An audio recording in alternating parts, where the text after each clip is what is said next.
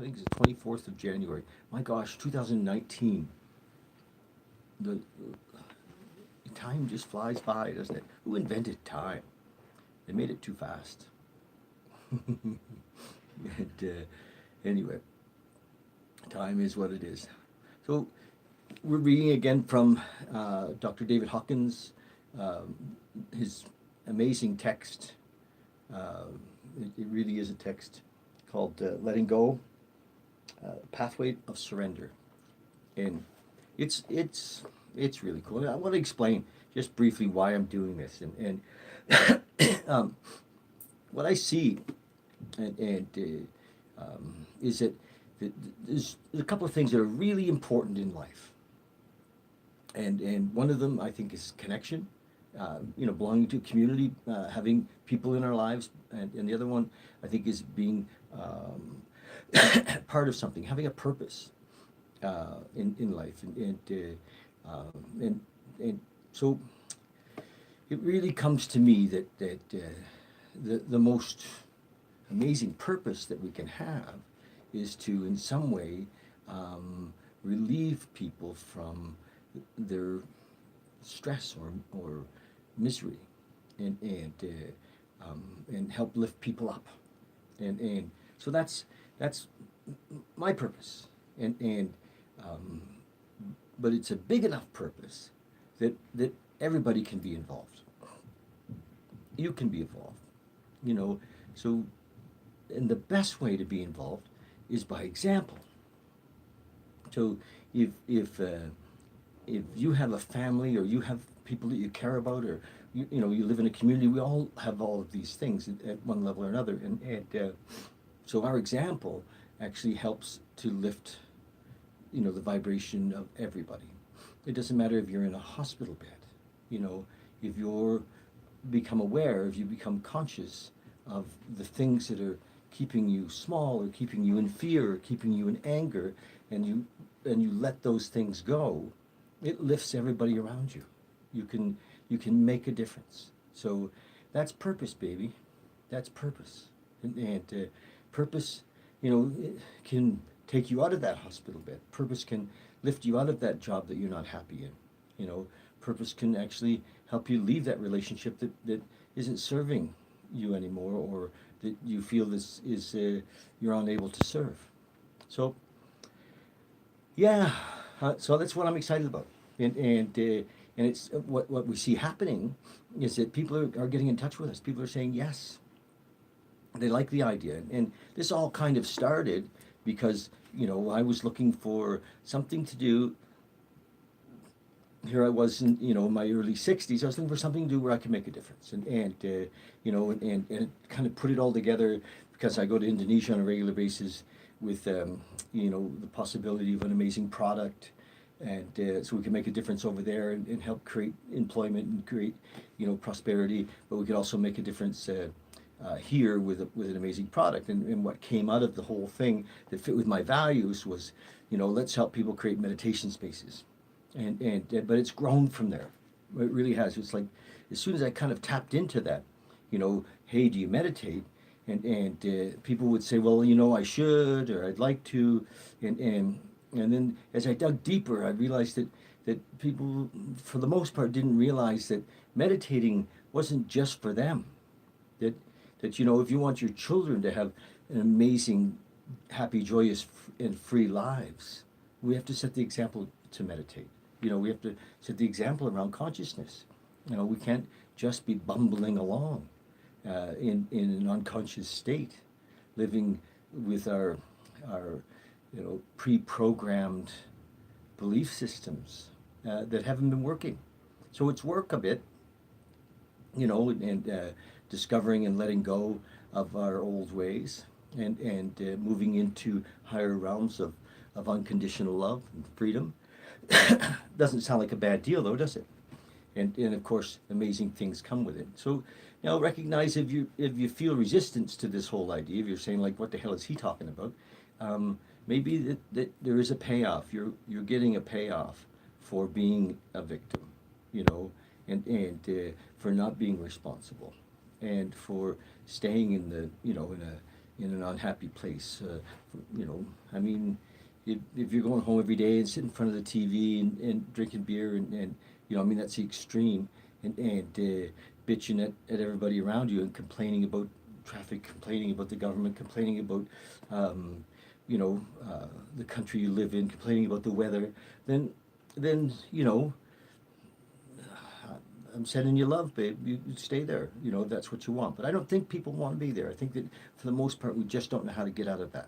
So that's the deal. That's the purpose.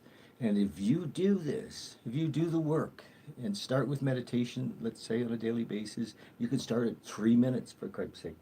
It doesn't have to be some grandiose thing, you know. And there's no real glamour in it either. It's work. It's a bit mundane, but it's kind of like, in a way, it's kind of like going to the gym or just doing a little bit of physical activity on a daily basis, and eventually it changes your body, changes your health. Well, the same thing happens with meditation and consciousness work, reading, you know, being a lifelong student, and is that our psyche changes. You know, we go from being a taker and complaining because we're not getting enough to being a giver, you know, and always looking for where can we serve, where can we give, where can we help out, where can we make a difference. And that's what I'd like to inspire people to live.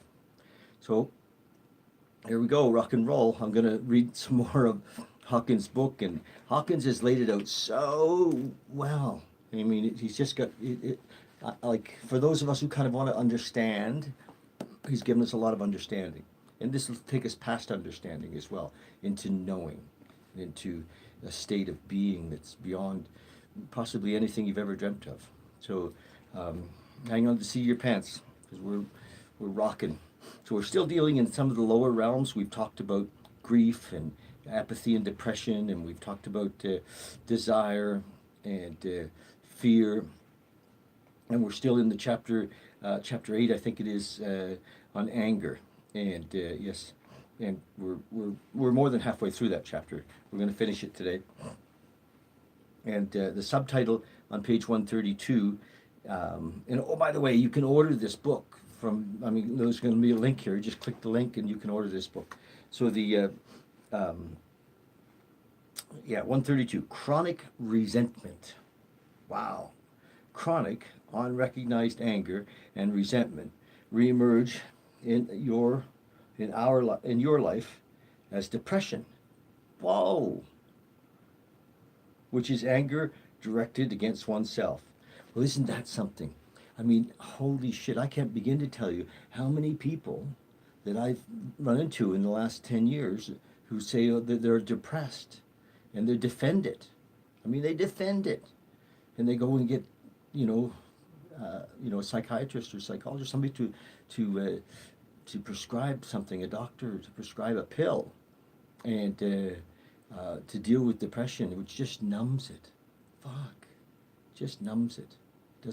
We don't get to move through it. So I'm going to read that to begin with. Chronic, unrecognized anger and resentment reemerge in your life as depression, which is anger directed against oneself. I'm sorry to even tell you that, but it's a great freedom too, isn't it? If pushed further into the unconscious, it can reemerge as psychosomatic illnesses, migraine headaches, arthritis, hypertension are frequently cited examples of chronic suppressed anger. Man, wow. These symptoms are very often alleviated as people learn how to let go of their inner anger. For example, in one study, the blood pressure measurements of the participants were taken before and after they received instructions on how to let go of negative emotions. All the people with hypertension showed drops in their blood pressure. Both the stoic and diastolic, the upper and the lower numerical readings, once they started letting go of the emotional pressure that they had built up over the years. The Stanford University Forgiveness Project confirms the cardiac benefits of relinquishing anger and resentment. Imagine! Isn't that so exciting? In the program, parents of children killed in the Protestant Catholic parents of children killed in the Protestant Catholic violence in Ireland learned how to let go of their bitterness towards the enemy. Measurements of their cardiac health and physical stamina showed significant improvement. Forgiveness healed their hearts, literally. As we have said before, with muscle testing, we can prove instantly that anger and resentment have a deleterious effect on the body, emotions, and energy flow, and on the synchronisms of the brain hemisphere. The synchronisms of the brain hemispheres. Anger kills the angry person, not the so-called enemy. I mean, if that was all we got out of this book and we took it as an absolute truth, we could stop right here. That's so cool. What do you guys think? Anybody relating to any of this? Any comments? Any thoughts on this? It would help a bit if when you're listening to this, if you made a comment. Tell me what you think. I'd love to hear from you, or call. Give us a call in the shop. We'll talk about it. Or drop in. We have a meditation group here Monday nights. It's pretty cool. The mind would like us to think that there is such a thing as justifiable anger, which takes the form of moralistic indignation. If we look at moralistic indignation, we will see that it is propped up by vanity and pride. We like to think how right we are in a situation and how wrong the other persons are. We get a passing cheap little satisfaction. We get a passing cheap little satisfaction out of that. But our muscle testing proves that the cost is what the cost is to our overall emotional and physical economy. I'm going to read that again. I don't know if you guys got that, but I'm going to read that again. This whole paragraph. The mind would like us to think that there is such a thing as justifiable anger, which takes the form of moralistic indignation. If we look at moralistic indignation, we will see that it is propped up by vanity and pride. We like to think how right we are in a situation and how wrong other persons are, making people wrong. We get a passing cheap little satisfaction out of that. But our muscle testing proves that what the cost is to our overall emotional and physical economy. The price we pay for chronic anger and resentment is sickness and premature death. Is this worth the small satisfaction of being right? I guess not. I guess not. It's not. Seems silly, doesn't it? The cost that we are willing to pay in these kinds of circumstances is sometimes surprising. Let's say we have a situation in which we have made a loan to somebody who has never paid us back. We have a chronic resentment about it, and when we meet the person socially, we say as little as possible.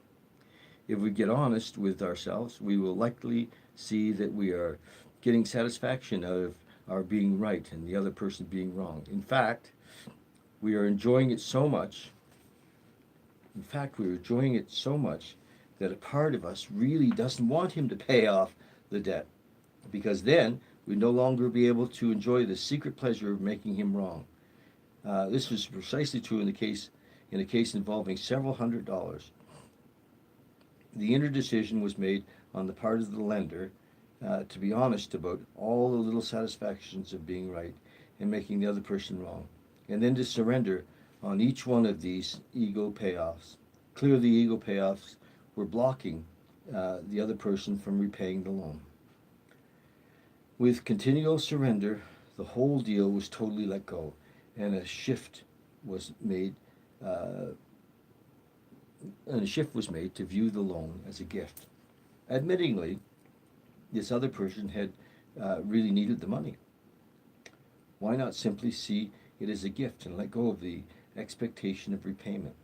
Now, instead of resentment, gratefulness predominated, because there had been the opportunity to help another human being in the moment of real need. Within 48 hours, a check arrived in the mail for the entire amount of the note, with a note of apology for the delay in repayment. Isn't that fun? It's amazing how energetically we can hold things in place. We can make up our minds about people, and they're good or they're bad or they're right or they're wrong, and just hold on to that and be stuck. And it in some ways sticks them in an old place. It isn't good for them either. This experience and many like it demonstrate how we're all psychically connected. That's what I was just saying. The internal position we hold about another person is forcing them to adopt a complementary defensive position. It is, therefore, not Pollyanna to forgive and forget, but a reasonable recognition of emotional realities. The interactions between human beings are determined by the configuration of the vibrational. The interactions between human beings are determined by the configuration of the vibrational energies that their emotions are radiating into space. Did you get that? Try that again. The interactions between human beings are determined by the configuration of the vibrational energies that their emotions are radiating into space. The energy of the vibration and the thought form with which it is associated create a readable record. Wow. Although this common everyday experience is hardly news to most women, who in our society are characteristically more intuitive, it comes as a shock and surprise to a large percentage of men. In our society, men are characteristically left-brained and given to reason and logic rather than to intuition, which is characterized as the right brain function. So intuition is more right brain, and left brain is more practical, I guess. As we continue to let go of negativity and bring about inner emotional healing, there is a greater balance between the left and the right brain function. The intuitive faculty is also available to men. They are often pleasantly surprised as they begin to recognize its emergence. It is satisfying and surprising.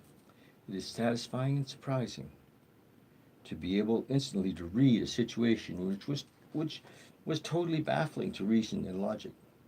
The ideal situation is to form a working hypothesis with intuition and then to use reason and logic to check it out. This, of course, offsets the anger that arises from misunderstanding and miscalculation. It increases the skillful mastery of emotions. Yes. Another thing that dissipates anger is our mere willingness to relinquish it. Willingness is our overall decision to find a better way. Willingness is our overall decision to find a better way, to stop relying on anger, and to move up to courage and acceptance. This willingness already starts the process of relinquishing anger.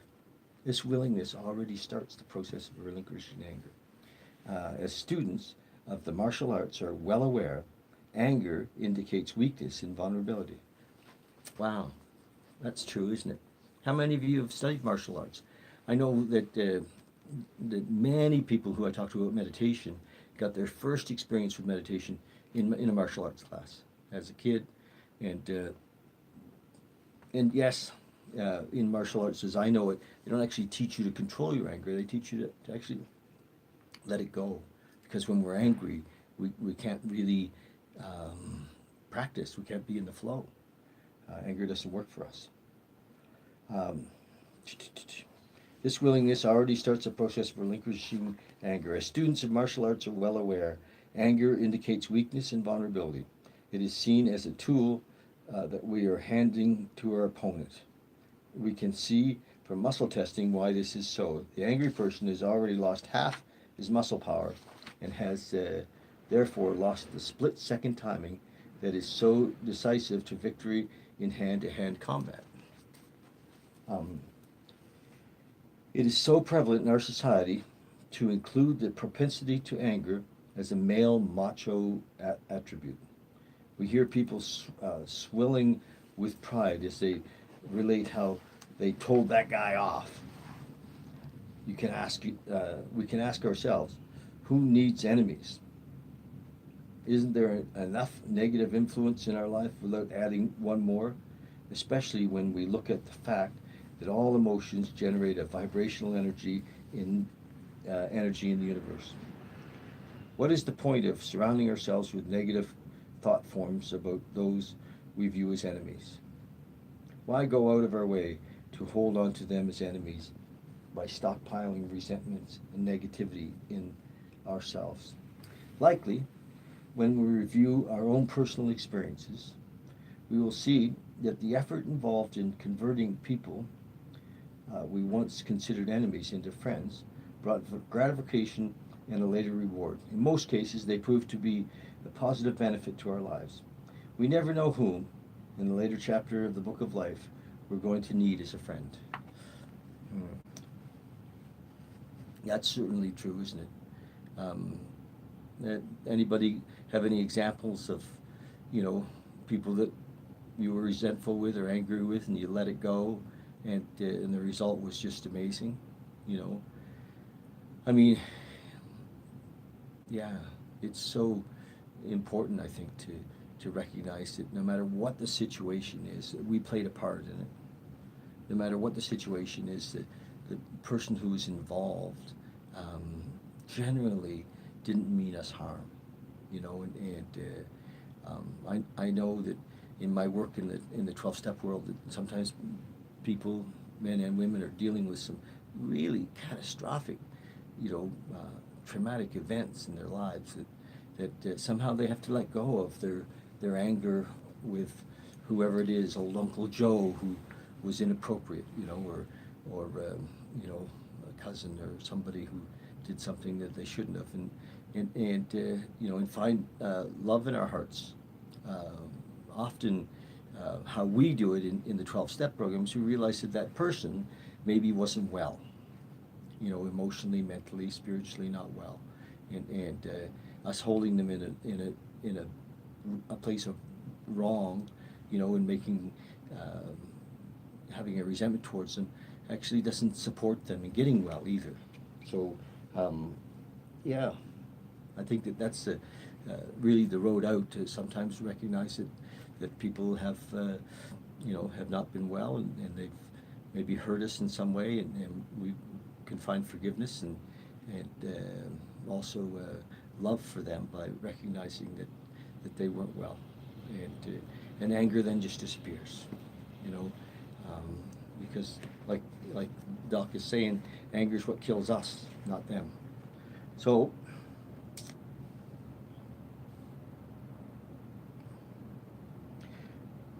we need to be aware that we have unwittingly become injustice collectors. We've unwittingly become injustice collectors. The media reports are full of this form of chronic resentment. We see injustice collecting in international relations, where making the other nation wrong is actually a primary objective. We are unconsciously programmed to believe that injustice collecting is normal. Well, it so isn't. Wow. And I see how it can really break up families, and over something sometimes that we can't even remember what it was, and we become estranged from our mums or our dads, and angry with them, and they die, and we've still got this anger, and I think that part of growing up is to learn to surrender these things and to let go and to find love in our hearts. And it doesn't matter if you're 45 or 65. If we're still holding anger and resentment, then I feel we haven't matured. We're still like a child with with that anger. And wouldn't it be great to grow up spiritually, mentally, emotionally.